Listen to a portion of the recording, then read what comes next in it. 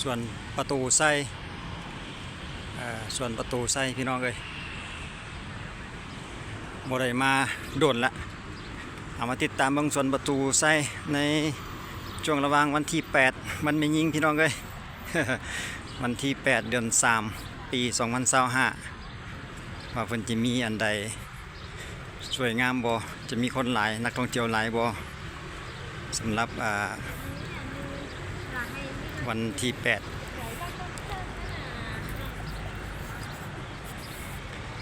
อนุสาวรีย์ส่วนประตูไซลาวเฮาพี่น้องเอ้ยถือว่าก็เริ่มเห็นมีนักท่องเที่ยวมาแน่แล้วแต่ว่าตอนในเวลานี้ก็11 โมงครึ่งพอดีเดี๋ยวเราจะขึ้นไปทางพูนสูงสุดเข้าไปในประตูไซขึ้นไปลองเบิงว่าจะมีวิวสวยงามบ่สำหรับทางด้านบนและเพิ่นจะมีค่าบริการเท่าใดสำหรับขึ้นไปในปัจจุบันเดี๋ยวเราไปติดตามเบิ่งนำกันพี่น้องเอ้ย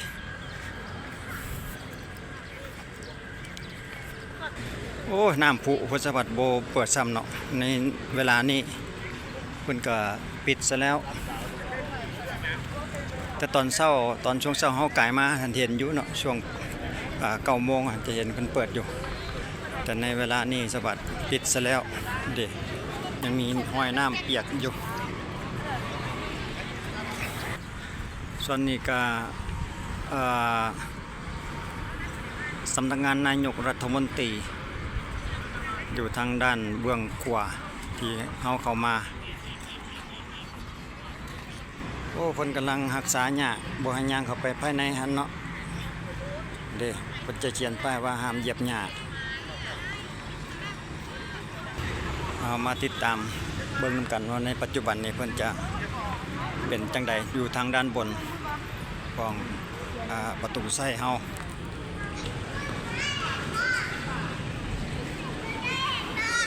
โอ้ยเงยหน้าขึ้นบนจังบาดกันพี่น้องทางด้านบนนี่ยังเพิ่นก็ตกแต่งแต้มสีคือเก่าบ่โอ้ยังเดิมๆอยู่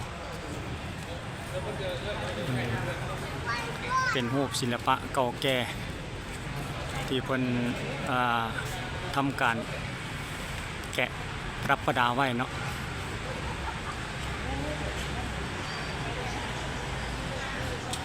สวยงามยังเดิมๆอยู่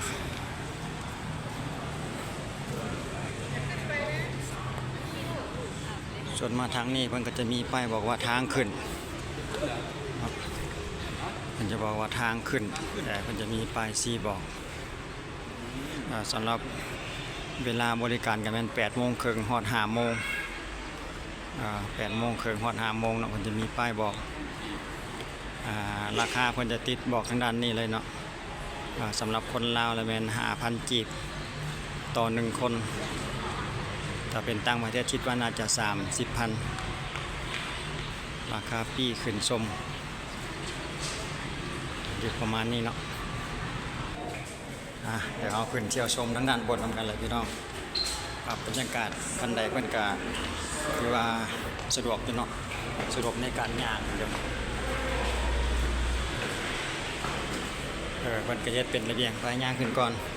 เพิ่นจะเป็นห้าวระเบียงขึ้นตามคันใดก็จะอยู่ประมาณนี้เนาะเพิ่นจะเขียนบอกว่าห้ามขีดเขียนใส่ฝาเด็ดขาดเพิ่นบ่ให้ขีดเขียนใส่ฝาเด็ดขาดเนาะเดี๋ยวเอาขึ้นไปน้ำกันเบิ่งชั้น2ขึ้นมาปั๊บฮอดนี่ชั้น3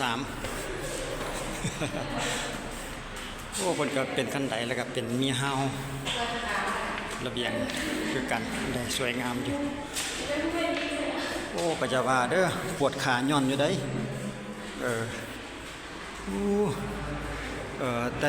แต่ละชั้นเพิ่นก็จะมีป้ายห้ามแบบนี้คือกันเหมือนเนาะเพิ่นบ่ให้ไปเฮ็ดให้ฝาผนังเปื้อนมีสมุนไพรพร้อมบ่รู้สึกว่าจะถือกินหอมสมุนไพรพี่น้องเอ้ยคล้ายๆใบเตยเอาพักอันเบิ่งชั้นนี้ก่อนสวยงามเดี๋ยวเราจะเบิ่งรูปภาพตามฝาผนังนี้เป็นระยะไปสักก่อนพี่น้องเลย โ มีแต่ว่าเฮาจะถ่ายให้เบิ่งไปเพิ่นๆแต่สิอ่านนี่คือสิอ่านบ่ไหวแล้วหลายโพด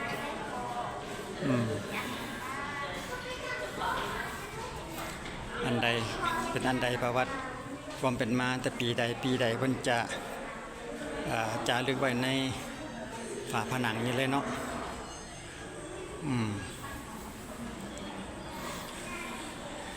ก่อสร้างอนุสาวรีย์สำเร็จในระยะปี1968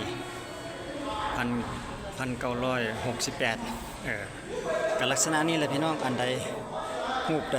เก่าแก่ที่ว่าเพิ่นนั้นไว้เพิ่นก็จะจารึกไว้เดี๋ยวเฮาก็จะถ่ายไว้ถ้าเบิ่งย้อนหลังจะได้ฮู้ว่าอันใดเพิ่นสร้างปีใดหั่นเนาะเดี๋ยวเวลานั้นเฮาก็จังมาเบิ่งคืนแล้วก็หยุดภาพแล้วก็อ่านไปตามน้ำรูปที่เฮาบันทึกไว้นี่เนาะอยู่ในคลิปนี้เลยเพื่อให้เป็นการละเอียดอันใดสร้างปีใดอันใดฮอดปีใดเพิ่นจะบอกไว้มาทางด้านนี้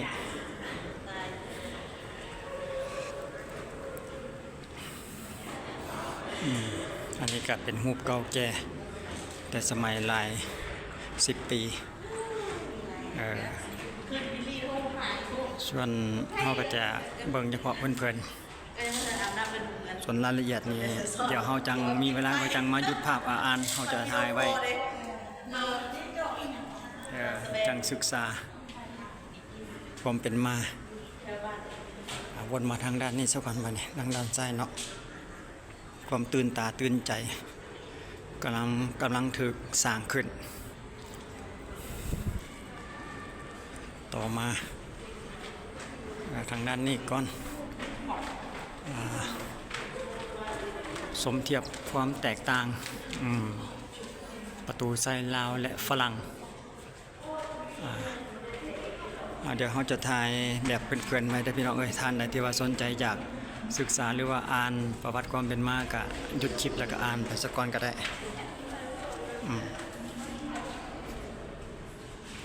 ลาวได้รับข้องสันติภาพโลก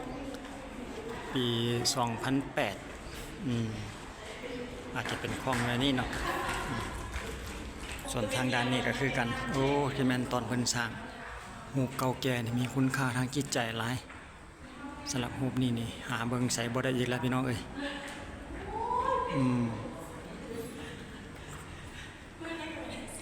เพิ่นก็เขียนบอกว่าประตูไซสมัยเก่าแก่เนาะโอ้มีรถถีบโอ้เพิ่นก็ยังมีรถยกใส่รถเชนบ่ได้ยกอันในช่วงระหว่างเพิ่นซ่อมแปลงประตูไซเฮาเดี๋ยวเรามาต่อกันเลยปี1957ปี2023เนาะอนุสาวรีย์ปัจจุบันอายุได้66 ปีการก่อสร้างยังเหลือต่อทางนี้เลยความหมายของประตูไซ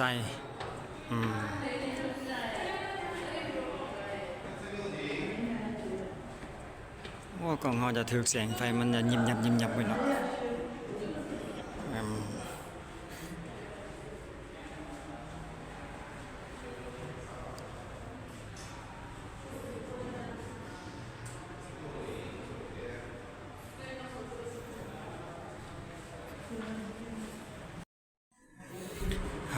เดี๋ยวเราจะต่อกันขึ้นอีกยังบ่ทันได้หมดได้พี่น้องยังมีอีกเดี๋ยวเราจะขึ้นไปอีกจะเป็นสั้นที่ใดบ่แน่ใจเมื่อกี้ลืมสั้นละอาจจะเป็นสั้นที่5ละมั้งนี่เบิ่งก่อนจะมีอันใดให้รับชมอีกโอ้บ่แม่นน้อยๆยังอีกหลาย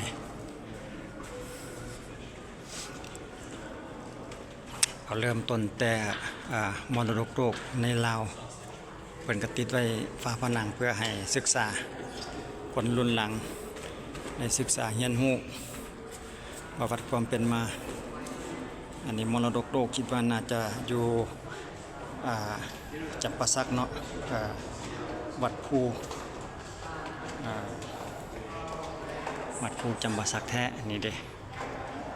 ผู้เกษียณบอกไว้อันนี้ก็ธงไหหินเนาะอยู่เสียงขวางผ้าไหมและหัตถกรรม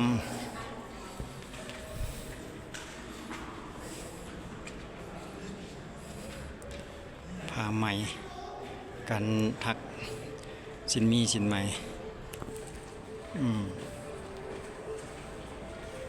เดี๋ยวมาต่อทางด้านนี้สถานที่ท่องเที่ยวในลาวในสปป.ลาวเนาะภายในสปป.ลาว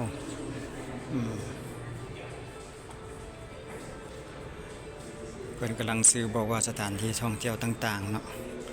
มันจะเบิ่งผ่านๆไป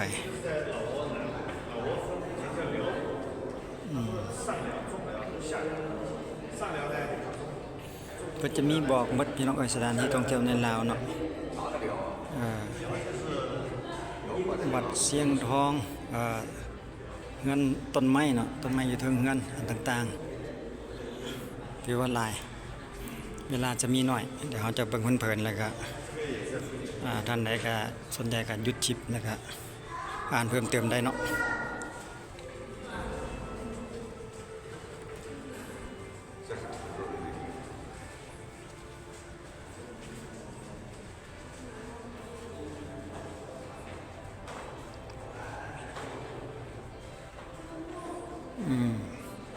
ส่วนนี้ก็วัดภูจำปาสักสำหรับจุดนี้เนาะสำหรับแผ่นนี้ยังบ่รอบเลยพี่น้องยังได้แต่สองด้านเอาด้านนี้ซะก่อนสถานที่สำคัญนครหลวงเวียงจันทน์อันนี้คือสถานที่สำคัญของนครหลวงเวียงจันทน์เพิ่นเนาะแต่ละสถานที่เพิ่นจะติดไว้ให้ศึกษาทางด้านนี้เนาะสำหรับสถานที่สำคัญเพิ่นบอกนครหลวงเวียงจันทน์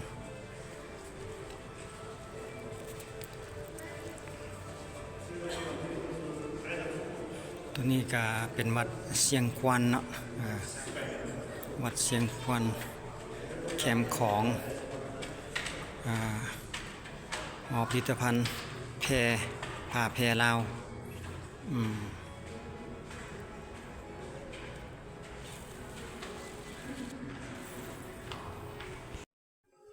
มาต่อทางด้านนี้เลย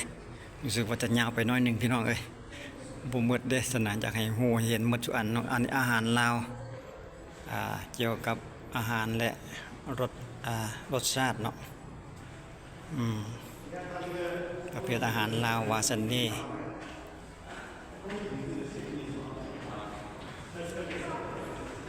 อันนี้ก็เป็นความหลากหลายของชนเผ่าแต่ละชนเผ่าเป็นจะมารวมกันไว้ให้ศึกษาจุดนี้แต่ละเผ่าเนาะมีทั้งอาคามีทั้งอย่างเกาะเบาละแวมงเนาะกระตู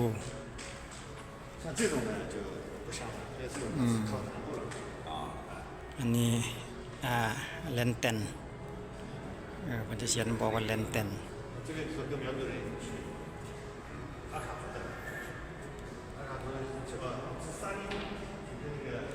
ลูกซื้อว่าจะยังใหม่ๆอยู่นะพี่น้องเพิ่นกำลังเอามาเพิ่มเติมนะครับปรับปรุงรูปภาพใหม่สวยงามเพราะว่าจะเป็นภาพสีที่เด่นเห็นได้ง่ายเอายางมาจนรอบสำหรับสั้นนี้เนาะเดี๋ยวเราจะต่อกันไปขึ้นอีกสั้นหนึ่งเราสมาชิกมานำกันนำเฮากะเอาลงมาละลงมาไว้เถอะบทเงียวละ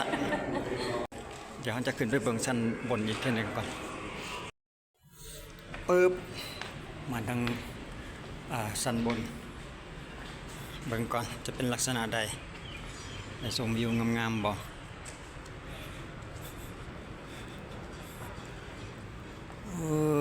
เบิ่งยังมีขึ้นได้อีกบ่เดี๋ยวขอเงยหน้าเบิ่งก่อน คิดว่าน่าจะมีเดี๋ยวเราไปส่องมันก่อนว่าจะมีคันใดขึ้นด้านบนอีกมีแท้เดี๋ยวเราจะขึ้นไปเบื้องทางด้านบนอีกทีหนึ่งมันจะเป็นลักษณะใดสั้นที่6เนาะเพิ่นจะบอกว่าสั้น6โอ้มีพระพุทธมีรูปพระอีกเนาะมันจะมีคันใดเวียนอย่างวนขึ้นไปเดี๋ยวเขาจะขึ้นเพิ่นหามมั้งนี่เพิ่นจะหามมั้งโอ้เพิ่นบ่ให้ขึ้นแล้ว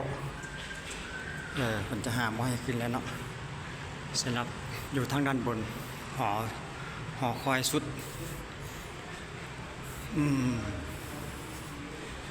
เดี๋ยวเราจะชมวิวโตทางด้านลุ่มเฉพาะชั้นนี้ก็ได้พอเพิ่นจะห้ามอยู่ชั้นบนหันเนาะปฏิบัติตามระเบียบเพิ่นก็จะอยู่ประมาณนี้เนาะทางด้านหน้าที่เราเห็นก็ถือออกไปทาง13ไต้ไปแล้วทางดอนโดนทางงอน ทางบ้านเฮาสิมาสิไปพุ่นแหละพี่น้องเอ้ยสำหรับเส้นทางนี้มันจะเป็นหมอกเนาะถือว่ากาวิวสวยงามเช่นเดียวกันแต่ว่ามื้อนี้สะพัดเป็นหมอกบ่มีแดดเลยมื้อนี้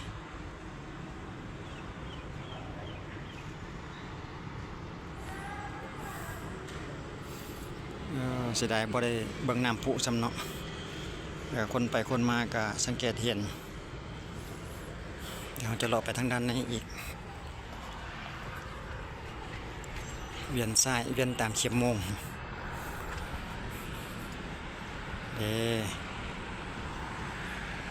ที่ว่าเพิ่นกำลังปรับปรุงใหม่คือด้านหน้าที่เราเห็นหั่นเนาะเดี๋ยวกันเวลาเหลือจังลงไปเบิ่งอีกทีหนึ่ง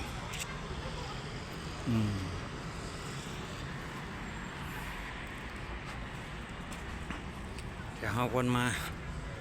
เดี๋ยวจะวนเข้าไปทางในเวียงอีกแล้วเข้าไปทางด้านนี้ซะว่าเพิ่นยังโซฟี่อยู่เก็บคลิปอยู่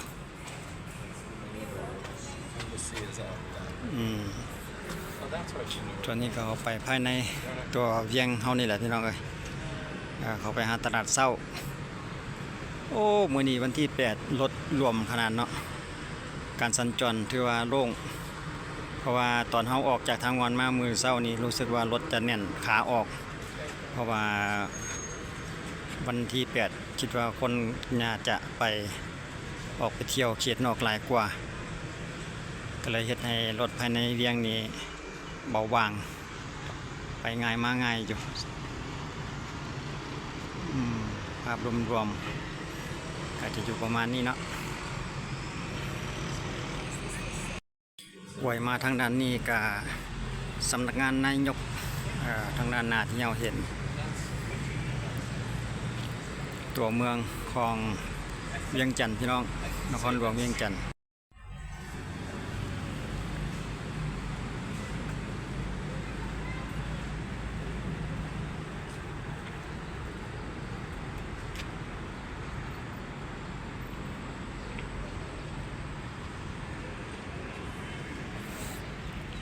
ก็จะเมื่อแต่ซ้ำนี้เนาะเพราะว่าทางด้านบนเพิ่นบ่ให้ขึ้นทางด้านบนเพิ่นบ่ให้ขึ้นไปแล้วก็เฮาก็จะคลิปนี้เฮาก็จะคือจีสุดแต่ชั้นที่6นี่แหละเฮาจะย่างลงชั้นลุ่มแล้วไปเบิ่งทางลุ่มอีกชั้นหนึ่งว่าจะมีหยังให้เที่ยวชมบ่อันนี้แม่นภาพโดยรวมของชั้น3ก็จะอยู่ประมาณนี้พี่น้องมันจะเฮ็ดเป็นห้องโถโล่งเลยแล้วก็ติดรูปต่างๆตามฝาผนังให้ศึกษาเนาะให้คนรุ่นลูกรุ่นหลานได้ศึกษาสำหรับชั้นนี้คือชั้นที่3รวมๆก็จะอยู่ประมาณนี้เนาะถือว่าสวยงามเนาะทั้ง4ด้านเพิ่นก็จะมีจอสายไปประวัติแต่ละสถานที่เนาะสังเกตเห็นมันจะมีทั้ง4ด้านเลยถือว่าสวยงาม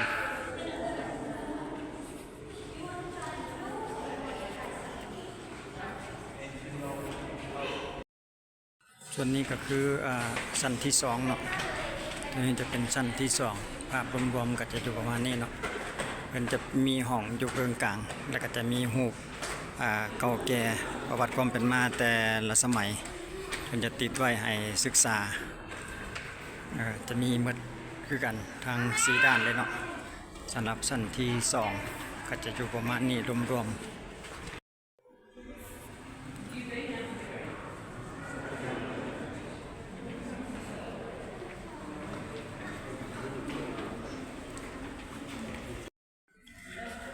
กับบ่แม่นมีเฉพาะภายในเนาะต่างประเทศเพิ่นก็มาเรื่อยๆคือกันเนาะบ่ขาดสายสำหรับชาวต่างชาติหลังจากเขาลงมาแล้วมาจุดนี้ที่ว่าเพิ่นปรับปรุงใหม่ฮะเนาะจะเป็นที่พักผ่อนเที่ยวชมแต่ว่าก็บ่ทันได้มีอันใดหลายเพราะว่าเพิ่นอยู่ในช่วงระหว่างการซ่อมแปลงอยู่เนาะกำลังพัฒนาอีกจุดหนึ่งเมื่อกี้เราลงมาทางด้านข้างก็จะอยู่ประมาณนี้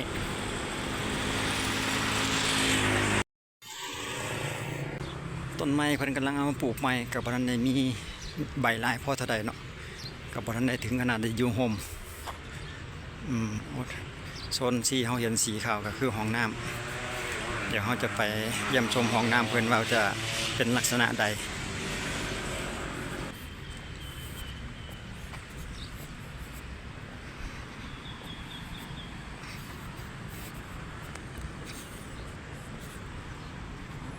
สีชมพูทางด้านนั่นกับแมนยิง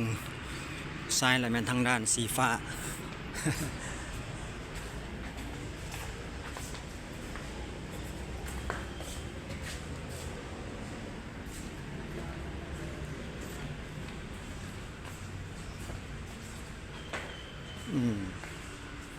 ก็จะมีประมาณนี้เนาะห้องน้ำสะอาดสวยงามสะอาดสวยงามอยู่ มาเบิ่งห้องน้ำเพิ่น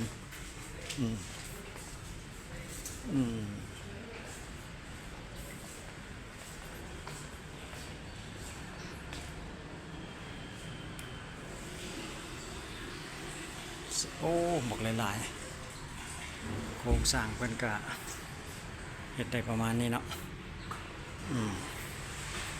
สะอาดสวยงาม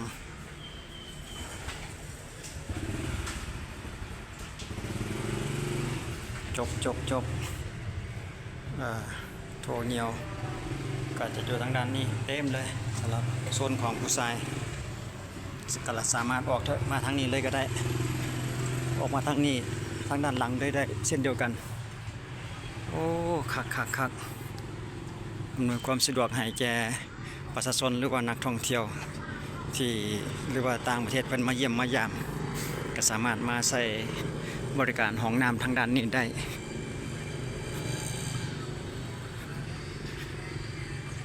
ก็อยู่ในช่วงเวลานี้เพิ่นก็คิดว่าจะบริการฟรีอยู่เนาะสำหรับห้องน้ำเฮาบ่เห็นคนมาคอยเก็บปีแต่อย่างใดคิดว่าน่าจะบริการฟรีเดี๋ยวเราจะกลับเข้าไปสู่ทางด้านหน้าของส่วนประตูไซอีกทีหนึ่งโอ้รถให้บริการเพียบเลยสำหรับ3 ล้อหรือว่าแท็กซี่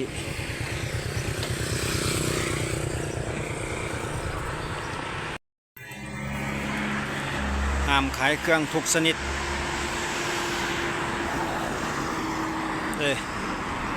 รถคอยบริการ3 ล้อตุกจัมโบ้อะไรก็ว่าไปแท็กซี่สีส้มสีเขียว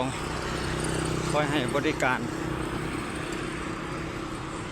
เพียบเลยป้ายห้ามเนาะห้ามขายเครื่องทุกประเภทดอกไม้ก็ยังมีอยู่ส่วนใดส่วนหนึ่งบ่ทันหลายพอปานใด พอได้เบิ่งพอได้ชมอยู่น้อยหนึ่งสำหรับสวนดอกไม้มื้อนี้อากาศดีพี่น้องเอ้ยสำหรับวันที่8 เดือน 3นี่ปี2025บ่มีแดดมีแต่ลมอากาศพอดีอยู่เลย อืมพอดี12 โมงป่ายน้อยหนึ่งพี่น้องในเวลานี้สำหรับเขาลงมาจากดันลุมลงมาก็ถือว่ามีแขกหลายสำหรับวันที่8 เดือน 3 ปี2025ถือว่าคนไปคนมานักท่องเที่ยวมีทั้งภายในและก็ต่างประเทศก็ให้ความสนใจมาเยี่ยมชมส่วนประตูไซของลาวเฮาอยู่เช่นเดียวกันพี่น้องเอ้ยแต่ว่าน้ำปูเดี๋ยวนี้เพิ่นทำการปิดอยู่เนาะบ่ได้เปิดให้เบิ่งซ้ำสำหรับคลิปวิดีโอนี้เราก็จะจบไปกับภาพบรรยากาศทางด้านหน้าของประตูไซนี่แหละพี่น้องเอ้ยท่ามกลางน้ำพุที่ว่าบ่ได้พุนี่แหละขอบอกขอบใจทุกท่านที่ให้การรับชมไว้เจอกันคลิปหน้าสำหรับคลิปนี้สบายดี